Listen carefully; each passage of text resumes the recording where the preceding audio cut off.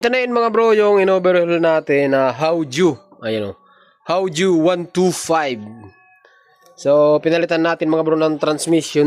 Ayan o, set. Kasi nga, durug-durug yung kanyang needle bearing. Tapos ito yung kanyang transmission mga bro. Tingnan nyo naman yan mga bro. Anong nangyayari dyan mga bro? Pagka ganito talaga, machine shop kasi hindi nagmasyadong tatagal. Kaya palitan nyo na lang ng bago yan boy. So, paandarin natin muna. Okay, start. Yan mga bro. Ano, okay na? Okay na agad? Oo, ano. Kaya mga bro, umandar na po yan, oh. So, break in na lang natin to ng ano, kasi mga bearing nito bago. P26. Ay, ini ko. Hauju 125. Okay? So, ingat na lang kayo mga bro sa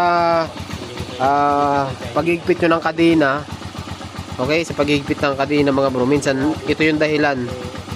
Kaya hindi pwedeng mahigpit ang kadena kasi pagka mahigpit na mahigpit, nadadali yung bearing dito na 6204 ba? 6304 o 6004. Yun yung bearing dito sa may output shop. Tsaka itong bearing dito. Needle bearing yun mga bro. Ito yung kanyang bearing. Ito to.